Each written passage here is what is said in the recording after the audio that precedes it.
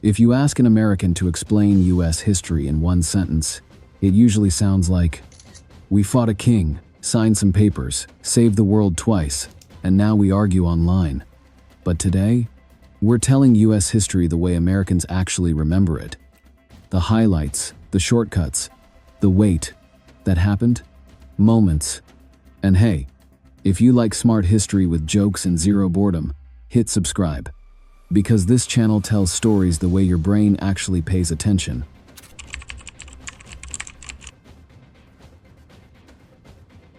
Before we start, this isn't all Americans. This is the popular American memory version, the one made of school lessons, movies, memes, and Thanksgiving dinner arguments. Think of it like this. American history, according to Americans, is told like a superhero origin story. We were chosen. We fought the villain. We became independent. We saved everybody. And now, we're exhausted. So, let's run through it. And at any point, if your brain goes, "Wait, why didn't they teach us that?" drop a comment. I want to see which part hits you hardest. American history, according to Americans, starts with this dramatic moment. Christopher Columbus discovered America.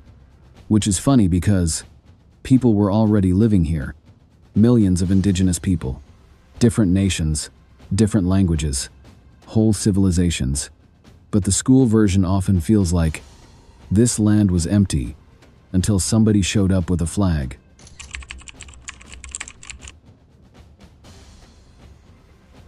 Then the next part is usually a montage.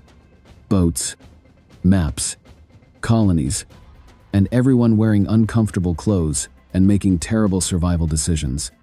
And somehow, by page 5 it becomes, "And then America was born." Like it's a baby. But really, it was messy, complicated, and painful. Then we hit the American favorite villain arc. The British. The way Americans tell it, it's like the UK woke up one day and said, "You know what would be fun? Taxing everybody." And the colonies were like, "Not on my watch." This era is remembered with 3 main words. T. Taxes. Freedom.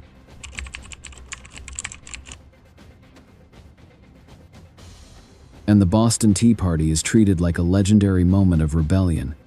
Even though, if you describe it normally, it's literally some guys dressed up and threw tea in water. But in American memory, that's basically an Avengers scene. The Revolutionary War is the American glow-up moment.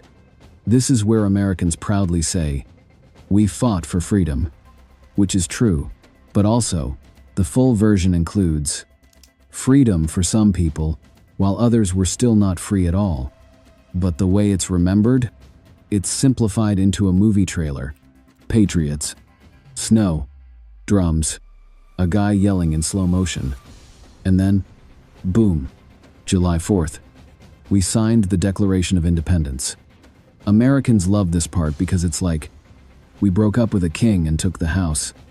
Okay, be honest, when you were younger, did you think the Declaration and the Constitution were the same thing? Don't lie. I won't judge. Now we get to the part Americans treat like sacred scripture. The Constitution. In American culture, the Constitution isn't just a document. It's a personality trait. You'll meet someone who says, "I don't trust anybody who doesn't respect the Constitution." And you'll be like, "Cool. Name 5 amendments." Silence. But the vibe is, we wrote rules so nobody can ever act crazy again. Meanwhile, history immediately goes, "Oh yeah? Watch this." Then comes the part where the US is like, "Okay, let's go west." This gets packaged as manifest destiny, which sounds spiritual, but in simple terms it often played out like, "We're moving in."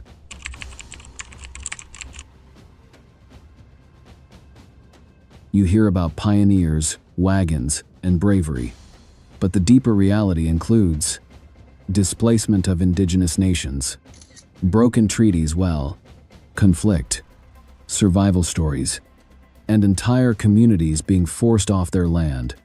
But the American memory version is like a video game. Collect land, build towns, upgrade economy, Repeat. Then comes the moment US history gets serious. The Civil War. Americans remember this part as, we fought each other, and it was bad. But there's always that awkward pause where someone tries to soften it like, it was about states' rights. And history is like, yes, states' rights to do what?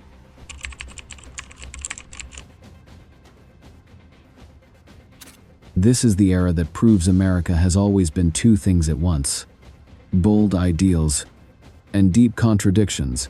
Also, Abraham Lincoln is remembered like a national grandpa. Top hat, big speeches, and a vibe of, he fixed it. But the truth is, even after slavery ended, the country didn't magically become equal overnight. It became a long, stubborn, exhausting fight for civil rights. Now we enter the US history phase. Americans love the most World War II. Because in American memory, this is the part where the US shows up like, all right everyone, we're here. Pearl Harbor happens. America is angry. And then the story becomes, we beat the bad guys. And to be fair, the US played a huge role. But Americans sometimes remember it like they were the only ones there. Like the war was America plus two friends versus evil. And this is why World War II documentaries in the US look like they were filmed in 4K, even though nobody had HD cameras in 1944. After World War II, America is feeling unstoppable. And then the Cold War begins, basically 40 years of, we don't trust them, and they don't trust us. It's remembered like spies, secret missions, nuclear fear, space race, and school drills where kids practiced hiding under desks like that would stop a nuclear bomb. And this is where America becomes the global main character.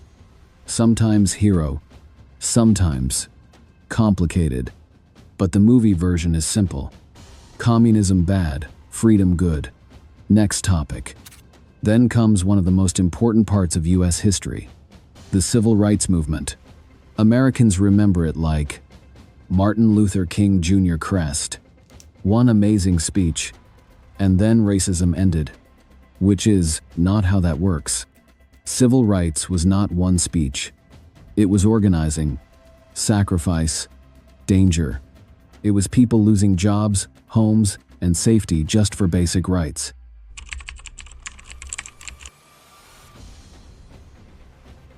And this is where US history becomes a mirror, because it forces the country to confront this question. If freedom is the national brand, who was it really for? That's the tension America still lives with today. Then we get to modern history, and it becomes fast. Vietnam, protests, Watergate, economic shifts, culture wars, tech boom, 9/11. And Americans remember 9/11 like a timestamp that split life into two parts. Before, after. After that, everything accelerated. Wars, debates about security versus freedom, social media turning every opinion into a battleground, and a country trying to figure out what it even stands for anymore. Modern America is basically, we want progress, but we can't agree on what progress is. And that's why US history, according to Americans, ends like a cliffhanger, not a conclusion, to be continued. So what is US history according to Americans? It's a story of big dreams and hard truths. A country built on powerful ideas and constant arguments about how to live up to them. And honestly, that's why it's interesting. Because it's not clean. It's human. Now your turn. What part of US history do you think Americans misunderstand the most? Or what part do you wish schools explained better? Drop it in the comments. I read them. And if you want more videos like this with storytelling, humor, and real context, subscribe and I'll see you in the next one.